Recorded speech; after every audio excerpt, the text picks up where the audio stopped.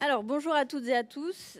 Évidemment, merci parce que vous êtes très nombreux et qu'on ne s'attendait pas nécessairement à ça. Merci et meilleurs vœux pour cette nouvelle année. Il paraît que c'est déjà trop tard pour le dire, mais puisqu'on se voit maintenant, je vous le dis quand même. Alors, ça fait déjà 1 an qu'on s'est retrouvés au couvent des Cordeliers pour relancer cet institut La Boétie. Et honnêtement, ça a été une année très intense. Une année de travail acharné pour nous, une année aussi de salle comble comme ce soir, mais à tous nos événements, avec beaucoup de production de notes, des succès aussi d'audience en ligne, et c'est important pour nous que les gens suivent partout ce qu'on a pu faire. C'est un moment traditionnel, mais je veux quand même le faire, et avec beaucoup de cœur, remercier d'abord l'équipe salariée de l'Institut La Boétie qui a fourni un boulot extraordinaire. Donc, Manuel Ménal, Antoine Salès-Papou, Claire Jacquin, Jeanne Huybrecht et François Jarlier. Et celui qui est parti maintenant, mais qui a participé toute l'année, Antoine Bourdier aussi, qui a beaucoup bossé. Donc vraiment, énormément merci. Et puis, il y a plein de volontaires de tous nos événements qui sont aussi dans cette salle. Et je veux leur dire merci, évidemment. Vous allez ensuite voir à mes côtés sur scène ce soir des animateurs de département qui sont ici et qui ont évidemment beaucoup œuvré, et notamment à agréger des universitaires, des intellectuels, à les intéresser à ce qu'on faisait et à ce qu'ils puissent participer à nos travaux dont on va essayer de vous rendre compte ce soir.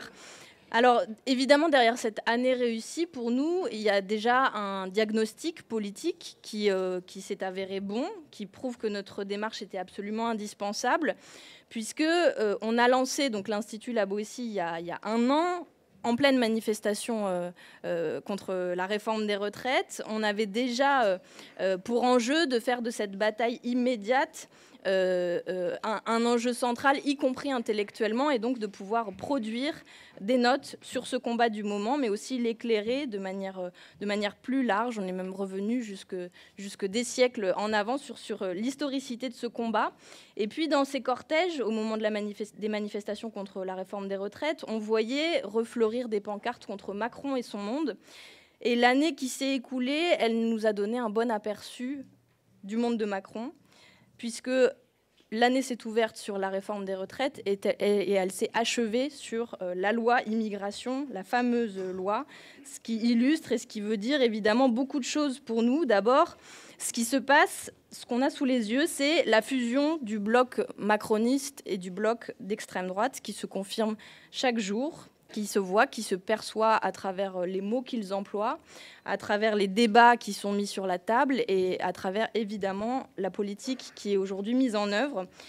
C'est pendant cette année 2023 aussi qu'on a vu fleurir l'expression de l'arc républicain, le fameux, avec ces promoteurs qui en font le nouveau cercle de la raison dont les insoumis seraient exclus.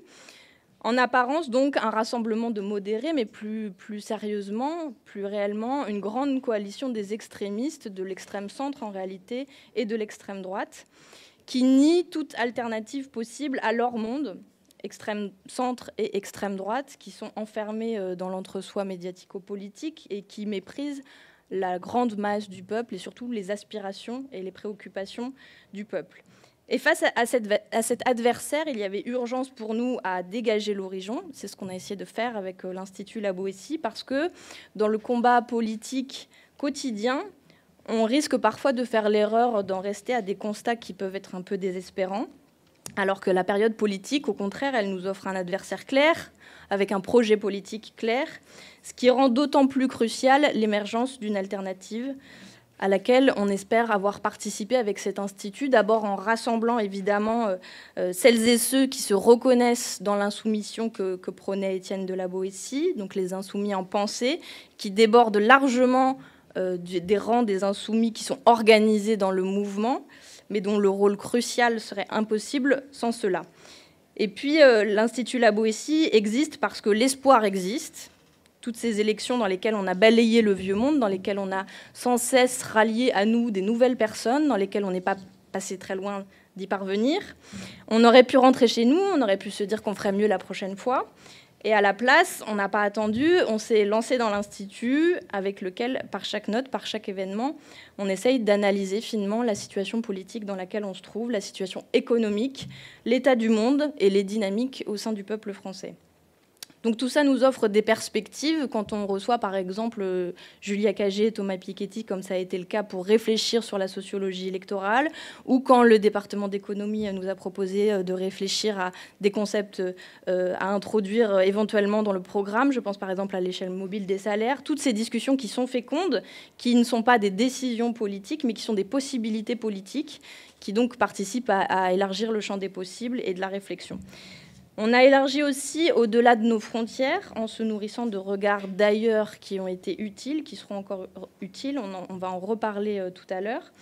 Et l'Institut La Boétie nous permet, je crois, donc de trouver des clés, des grilles d'analyse en prospective, en regardant aussi en arrière. Et j'évoquais tout à l'heure la loi immigration. Beaucoup de gens ont signé des tribunes contre cette loi, ont manifesté, ont marché. Nous, on a essayé, c'est un exemple parmi d'autres, mais de prendre le temps de dresser un constat différent de celui qu'on a beaucoup trop entendu partout à ce moment-là, et de montrer que la France est riche de celles et ceux que l'on enferme parfois dans ce mot, immigration.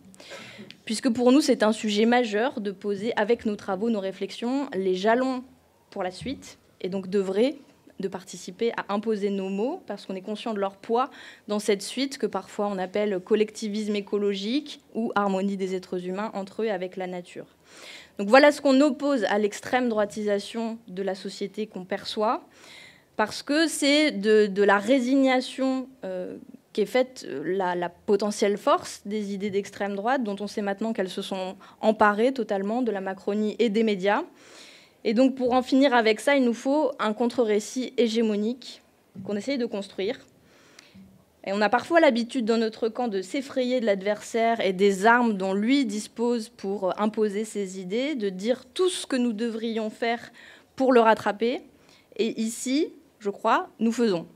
On fait avec notre énergie, avec notre enthousiasme. On a fait une école de formation militante comme ça ne s'était pas vu et ça ne s'était pas fait depuis des décennies. Il y a plein d'élèves des premières promotions dans la salle. On a les premiers mis en circulation, démontré l'idée, par exemple, selon laquelle l'inflation trouvait sa source dans les profits, qui était très important à démontrer et à prouver l'année dernière.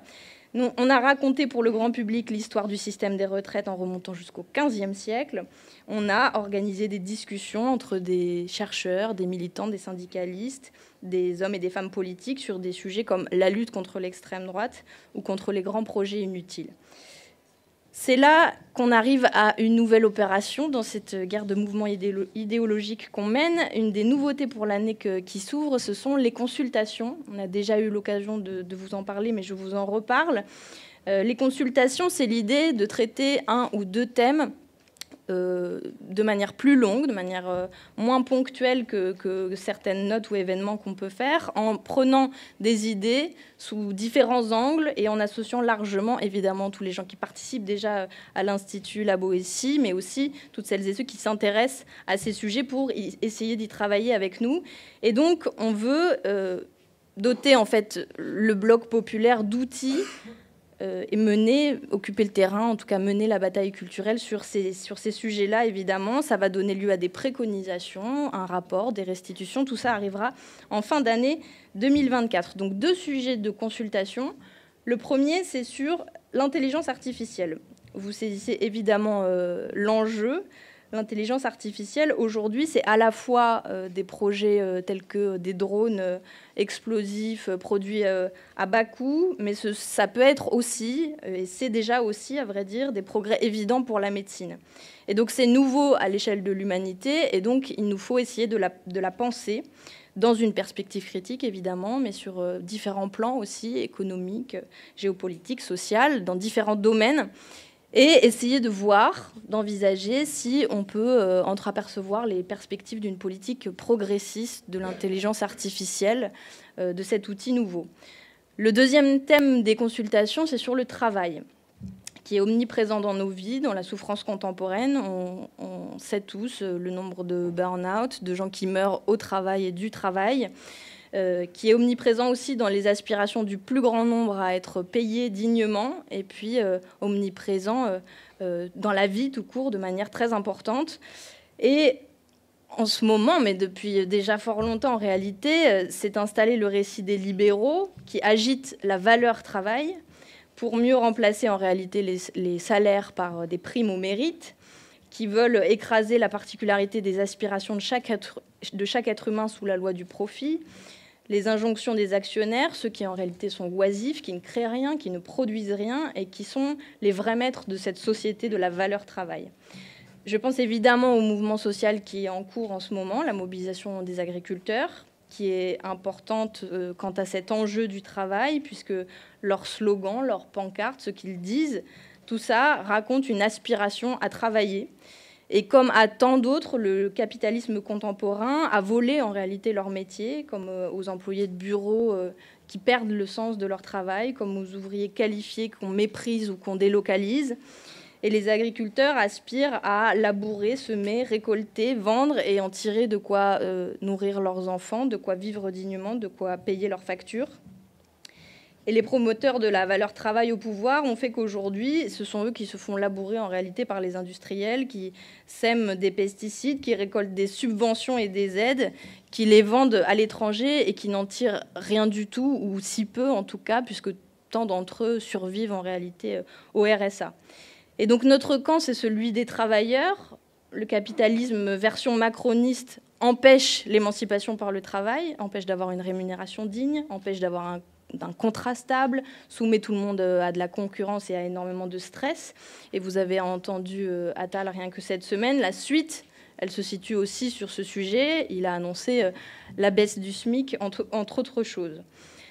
Et donc, on sera toujours caricaturé par ces adeptes d'un esclavage moderne qui, si on cède à leurs injonctions, ne feront que grappiller du terrain. Et donc, continuer à défendre le droit au repos, à défendre la retraite à 60 ans, à défendre la 6e semaine de congé, ce sont des devoirs quand on est du camp de l'émancipation et du travail qui paye, qui respecte, pas celui qui broie et qui humilie les gens. Aujourd'hui, il y a donc beaucoup à penser sur ce sujet.